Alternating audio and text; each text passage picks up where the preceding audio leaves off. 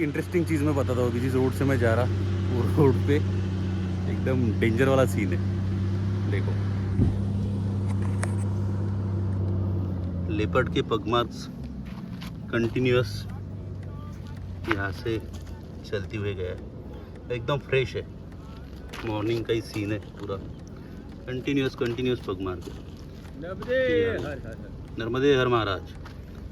तेंदुआ दिखा आपको? क्या? तेंदुआ नहीं देखा भाई। ये क्या है? उसके पंजे यहाँ पे है।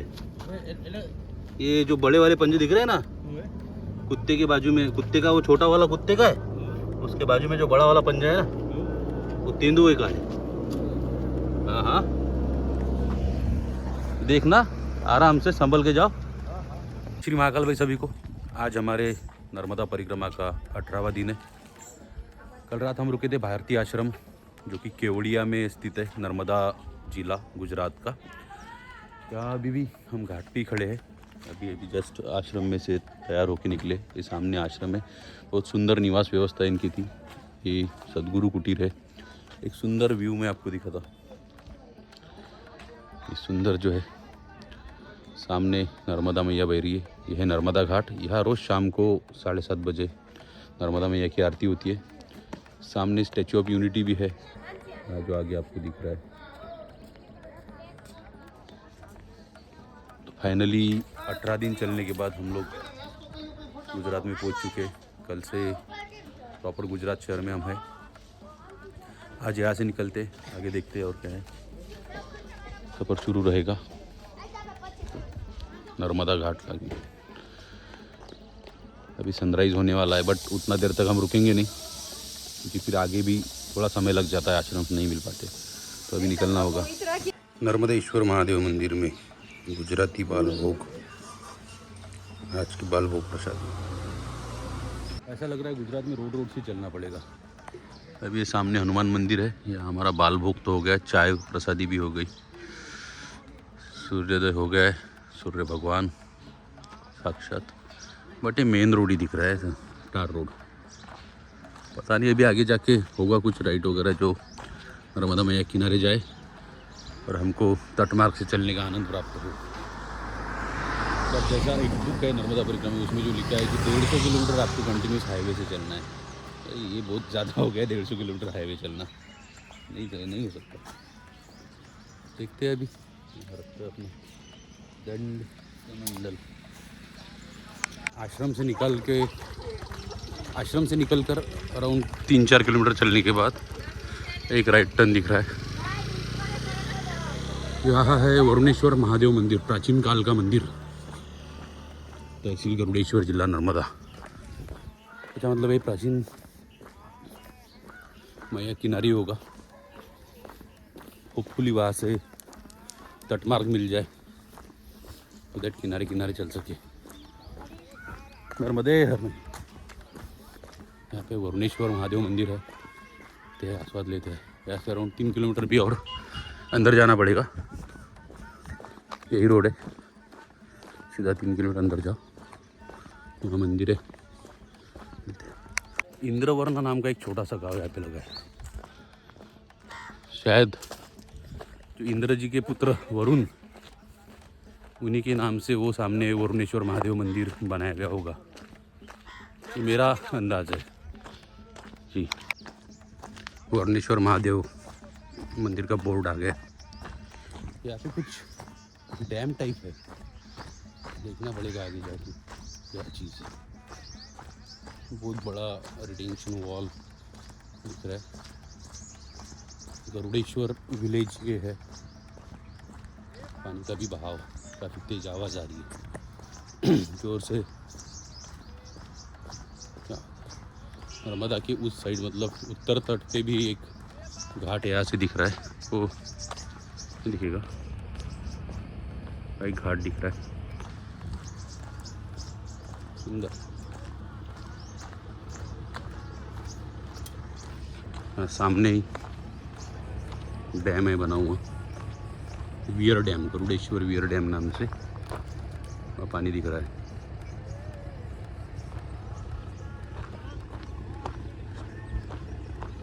मंदिर का रास्ता किसी पूछना पड़ेगा अभी यहाँ से।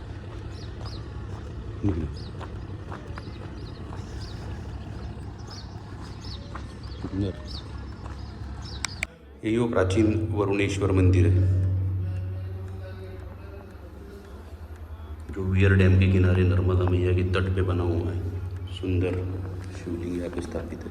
वरुणेश्वर मंदिर में दर्शन के बाद वापस से एक बार चाय प्रसादी ले ली, अभी निकल पड़े हैं। एक बात अच्छी है कि अभी तटमार्ग से जाना है। सामने नर्मदा मैया है और ये जो डैम है गरुड़ेश्वर वियर डैम नाम से डैम बना हुआ है यहाँ पे। छोटा डैम है क्योंकि इसके ऊपर पीछे सरदार सरोवर बना हुआ है नर्मदा वैली में। ये गरुड़ेश्वर वियर डैम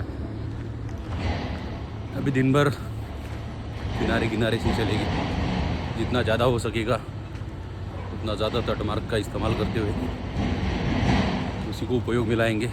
तटमार्ग से ही चलना है। नर्मदे हर। बहुत ही सुंदर व्यू आ रहा है सामने। ये भी काफ़ी अच्छा बड़ा डैम दिख रहा है,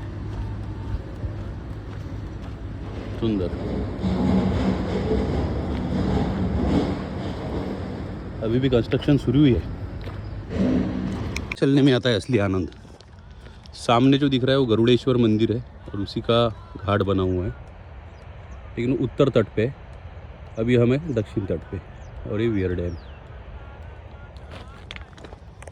सुंदर नज़ारों का आनंद लेते हुए मैया के तट किनारे से वहाँ तक पानी जाता है। ऊपर वाटर लेवल आपको दिखेगी। बहुत आनंद। ये रास्ता अगर कंटिन्यूस समुद्र तक पहुँच जाए आनंद ही आनंद। क्योंकि वो रोड से जाओ गाड़ियाँ आती है उससे 100% बेटर है। थोड़ा टाइम लगता है चलने में क्योंकि ऐसा रोड है पत्थरों वाला, बट आनंद इसी में। नर्मदे हर। इससे हाईवे लग गया है। कौन सा है? वापी हाईवे में है। बसें जा रही है बड़ी बड़ी। तो कुछ समय के लिए था तटमार्ग पे, बट वहाँ आगे थोड़ा रास्ता बंद होने के कारण ऊपर चढ़ के वापस आगे से नीचे जाना पड़ेगा। देखते भी आगे जाके कोई नानी रावल नाम से गांव है, वहाँ से राइट कच्चा रास्ता पकड़ के फिर आगे जाना पड़ेगा। आगे जाते ही वापस से उधर सकते नीचे। बड़ा कन्फ्यूजन है कहाँ जाना है। महाराज रास्ता कौन सा है? परिक्रमा मार्ग इधर तो ये रोड से जाते हैं ना? नर्मदा वाला तो उधर से जाता है। नहीं, वो तो नदी की तरफ वो रास्ता बंद है। वहाँ माइनिंग का काम चालू है। हाँ, कौन सा गांव पड़ता है वो मालूम है? गांव तो नहीं पता। अभी ये रोड से जाना है। ये रोड सीधा है ना? हाँ ये रोड सीधा उधर चौकड़ी पे निकलेगा। ये मेन रास्ता है ना? हाँ हाँ हाँ, उधर ही निकलेगा सीधा ना? हाँ। और ये वाला रास्ता? ये तो खेत में जाएगा। अच्छा, खेत। फिर ये रास्ते जाना पड़ेगा। हाँ। नर्मदे। यही रास्ते पे निकलेगा आगे। ओके, 2 गांव आएंगे आगे। ठीक है महाराज।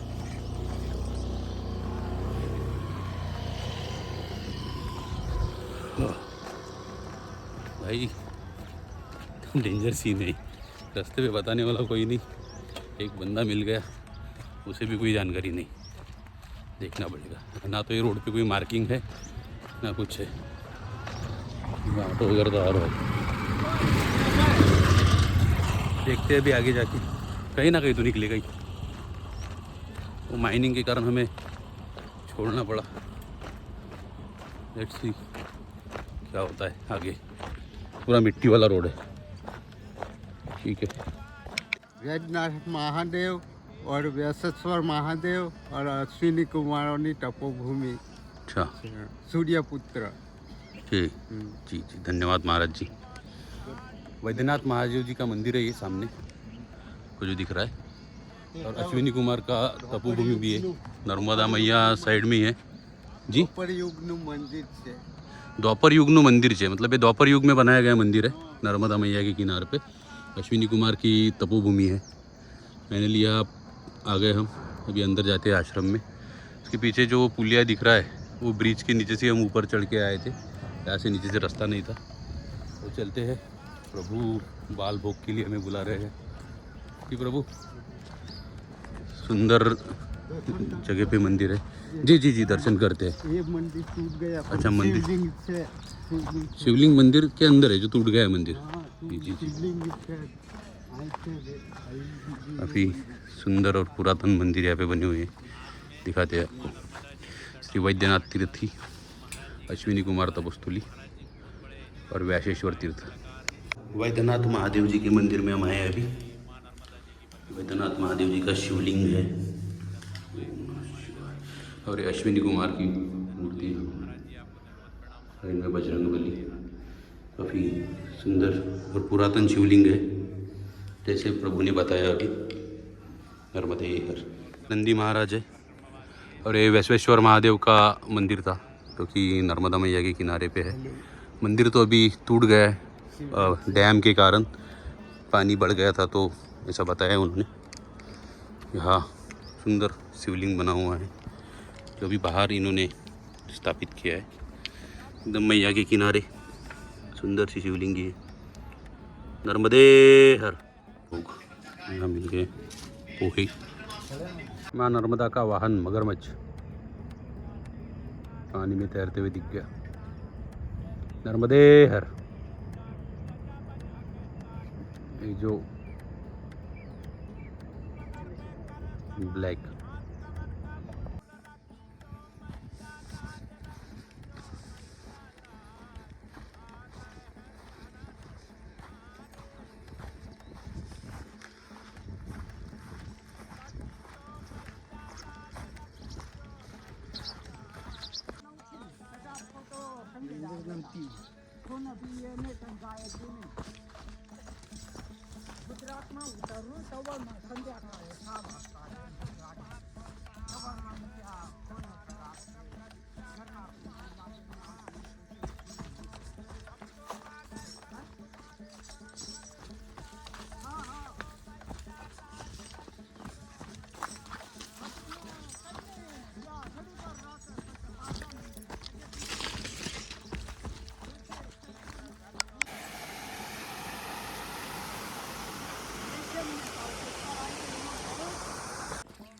अभी हम दक्षिण तट से चल रहे हैं। ये पितरों का तट माना जाता है और वो साइड जो उत्तर तट है वो देवों का तट है। तो नर्मदा मैया के दो तट है। आज से करीबन 20 दिन बाद हम वो साइड से पीछे जाएंगे रिटर्न अमरकंटक की तरफ। अभी हम जा रहे हैं अमलेश्वर की तरफ जो हमें समुद्र मार्ग से जोड़ेगा। आज 3 जगह पे मगरमच्छ यानी भैया के वाहन देखने को मिले, बट काफ़ी दूर पानी में होने के कारण उसका फ़ोटो वीडियो नहीं आ पाया। आगे देखते हैं और भी मिलेगी। कृपा बनी रहेगी मैया की, दर्शन तो होना ही है। नर्मदे हर। आज ऐसे काफ़ी छोटे छोटे नदी नाले मिल रहे हैं जो नर्मदा जी में जाकर समा रहे हैं। अभी सुबह से 6-7 बार हो गए क्रॉसिंग ऐसे छोटे बड़े नदी नालों का। आगे और भी आएंगे। नीचे शमशान घाट है, जलती चिता है, ऊपर में आश्रम। वाह, वो आश्रम में जाते हैं। आज काफ़ी परिक्रमावासी मिले चलते चलते। परिक्रमा मार्ग का बोर्ड तो इधर दिख रहा है लेकिन आश्रम ऊपर ही है। उत्तरेश्वर महादेव मंदिर, स्वामी योगानंद तीर्थ आश्रम। योगानंद तीर्थ आश्रम स्थित उत्तरेश्वर महादेव मंदिर। उत्तरेश्वर महादेव शिवलिंग है गुजरात में। योगानंद तीर्थ आश्रम भोजन प्रसाद भोजन। अरे वाह, धनेश्वर महादेव मंदिर। चलो चलते हैं श्री धनेश्वर महादेव मंदिर की तरफ।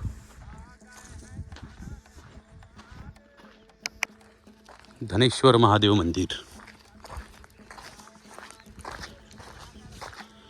भगवान कुबेर की तपोस्थली है।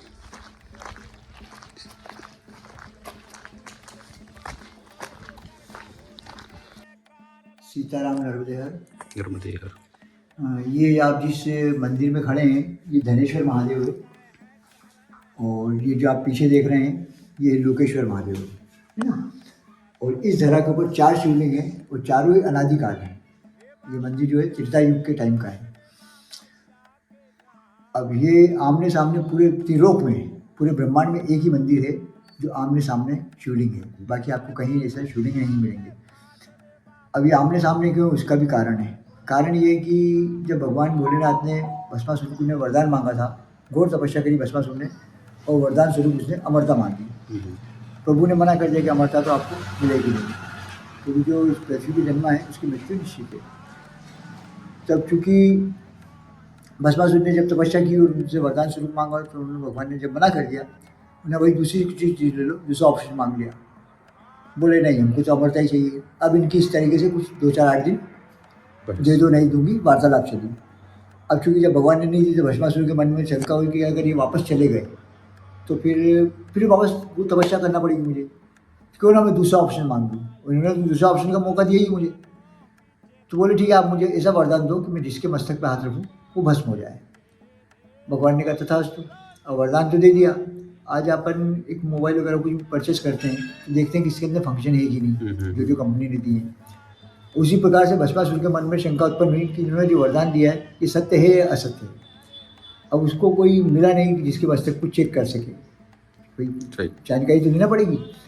तो उसने क्या हुआ कि भगवान प्रभु के सर पे हाथ रखने की चेष्टा की कि मैं इनको ही भस्म कर देता हूँ, चेक हो जाएगा। तो भस्मासुर ने जैसे ही उनको मस्तक पर चेष्टा करी रखने की भोलेनाथ की, भोलेनाथ वहाँ से भागे और आकर यहाँ पर छुपे। ये हम नहीं कह रहे, शिव पुराण कह रहा है।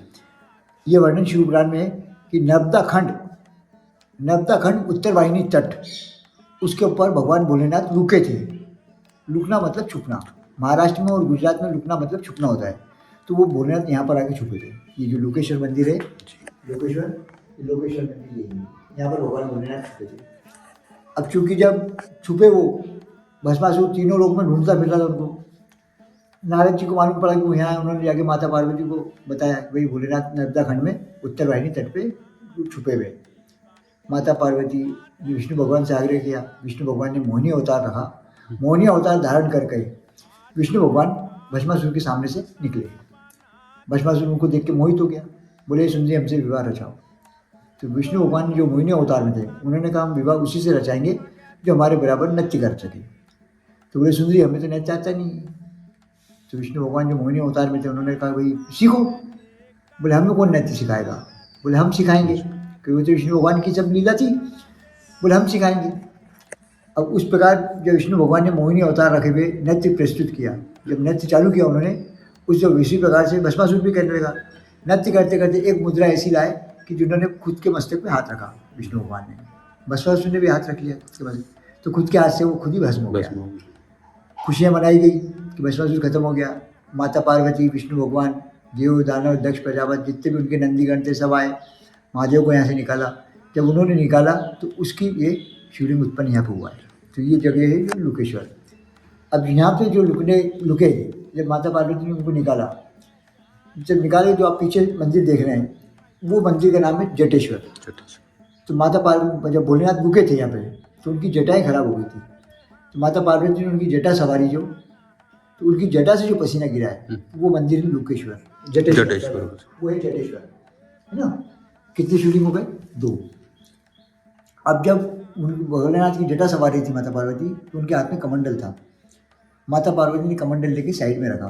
तो आप पीपल के वृक्ष की जो छोटा शिवलिंग है वो माता पार्वती के हाथ का स्थापित किया हुआ है। वो शिवलिंग माता पार्वती के हाथ का स्थापित किया हुआ है। तो उस जगह का नाम पड़ा कमंडलेश्वर। कितने शिवलिंग हो गए? 3।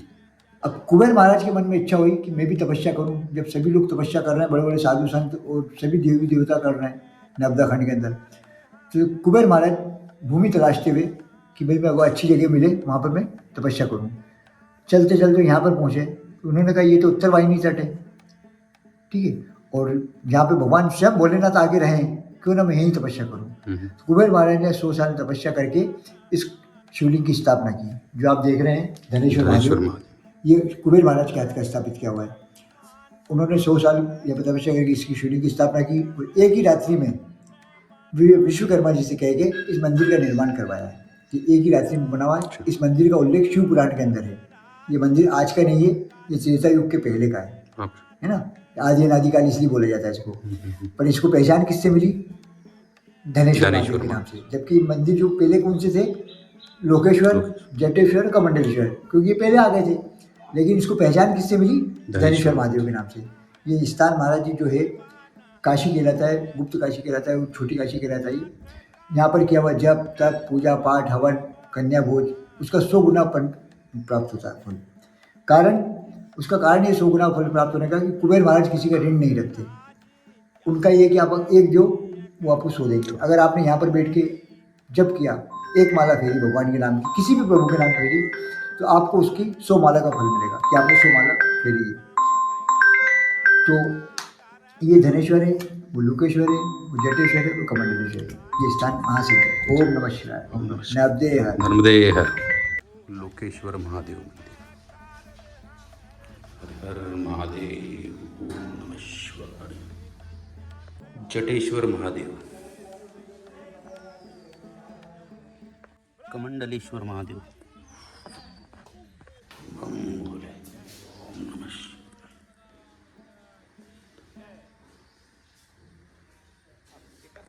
धनेश्वर महादेव मंदिर।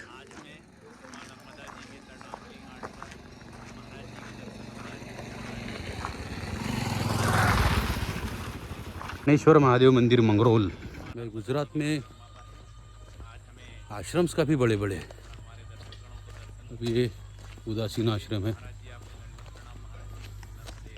इसका गेट ही इतना बड़ा है, इसके अंदर भी लोग जा रहे हैं। तब जिनको रुकना है जाते हैं। हमें तो टाइम 3:15 ही हो गए खाली, रुक क्या मतलब, चल सकते हैं अभी तो।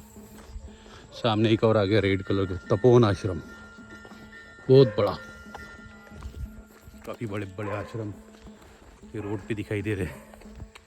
और ये आजू बाजू में एकदम, मतलब ऐसा कुछ ज़्यादा लंबा नहीं है।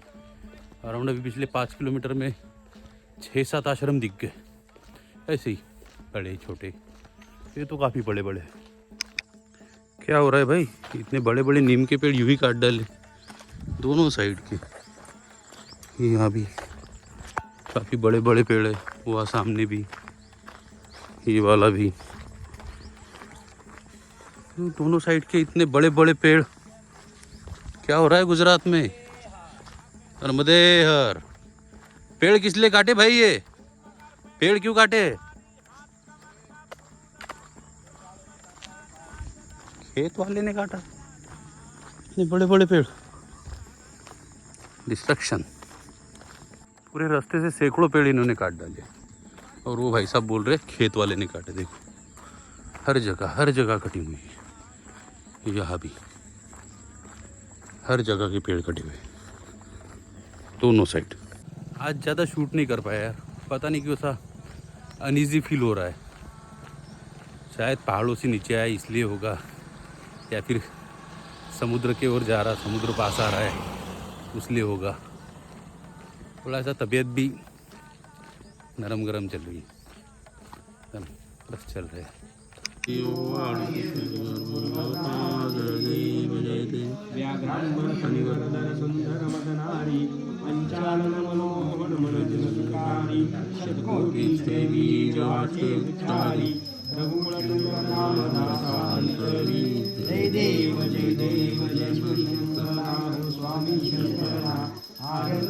माँ नर्मदा सेवा आश्रम शहराव गुजरात की आज की भोजन प्रसादी और रात्रि विश्राम। आज का दिन एकदम बढ़िया गया। पहले तो तट मार्ग से चले, अराउंड 25 से 28 किलोमीटर आज टोटल हो गया परिक्रमा का वॉक। काफ़ी सारे महादेव जी के मंदिर जहाँ जाने का मौका मिला, दर्शन किए। स्पेशली धनेश्वर महादेव मंदिर, जहाँ वहाँ के पुजारी जी थे महाराज जी, उन्होंने काफ़ी अच्छे तरीके से मंदिर का महात्म्य बताया, पूरी जानकारी दी। उसके बाद अभी हम आए हैं आश्रम में। आश्रम भी काफ़ी सुंदर है, छोटा सा आश्रम है बट मैया के एकदम किनारे पे है। सुंदर भोजन हुआ, भोजन के बाद अभी करते विश्राम। कल सुबह भी ऐसे ही मैंने अभी सर्च किया बुक में, तो एक रावण तपोभूमि यहीं पे है, मेघनाथ जी का मंदिर है, उसके बाद नीलकंठ धाम तो पोईचा में, तो ऐसा हमारा एक रूट है जाने का। तो देखते हैं कल के रूट में क्या क्या होता है, क्या क्या आता है। तो अभी तो हो गया भोजन, करते हुए विश्राम। तब तक के लिए नर्मदे हर। कल मिलते एक नए व्लॉग में।